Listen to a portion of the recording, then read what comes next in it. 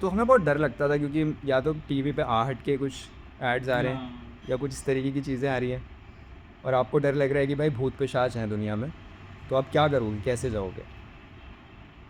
डर मुझे भी लग रहा है, डर मेरे छोटे भाई को भी लग रहा है, और मम्मी कह रही है कि भाई भूत पिशाच कुछ नहीं होते, चले जाओ। और ये करते करते आपने सोच लिया कि भाई ठीक है, देयर इज़ नथिंग लाइक भूत पिशाच, ऐसा कुछ नहीं होता है, आप जा सकते हो। धीरे धीरे आप बड़े होते गए और ये सारी चीज़ें निकल गई दिमाग से कि अब भूत पिशाच कुछ होता है। उसके बाद ज़िंदगी आगे बढ़ी, और अचानक से एक दिन, मतलब आप जब पहली बार दुनिया खुद के नज़रिए से महसूस करते हो, देखते हो, और तब आपको पता चलता है कि यार कुछ ऐसी चीज़ें अभी भी हैं जो आपको आप बनने नहीं दे रही हैं। किसी तरीके से आपकी जो आइडेंटिटी है, या आप जो लेकर चलना चाहते हो या जो देना चाहते हो दुनिया को, वो उसको हार्म कर रही है। और ऐसे ही एक दिन था जब मैं बैठा हुआ था अपने कमरे में, कमरा नंबर 8307, हॉस्टल नंबर 8, और रात भर मैं इस बारे में सोच रहा हूँ, बहुत ही अनमना सा मूड हो रखा है।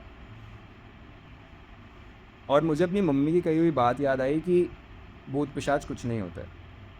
तो रात भर मैं जागता रहा, रात भर नींद नहीं आई, और जब नींद नहीं आती तो एक कविता आती है।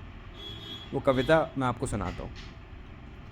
वो कविता है कि बंद कमरे में बैठे बैठे ये लाख बार तो सोचा होगा, बंद कमरे में बैठे बैठे ये लाख बार तो सोचा होगा कि बत्ती बंद करने पर कोई आ जाए तो फिर क्या होगा। अम्मा ने कितना समझाया ये भूत पिशाच सब पागलपन है, हमने भी सोचा फिर ये सब माथे का ही वहम है।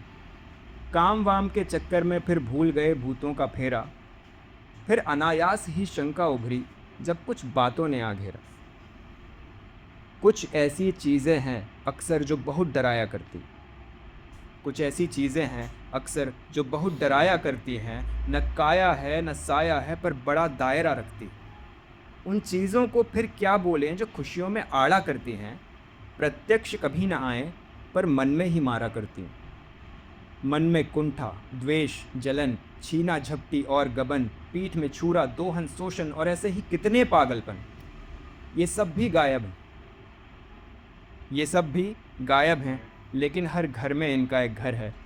अम्मा को कैसे समझाऊं ये भूत पिशाच सब असलीपन।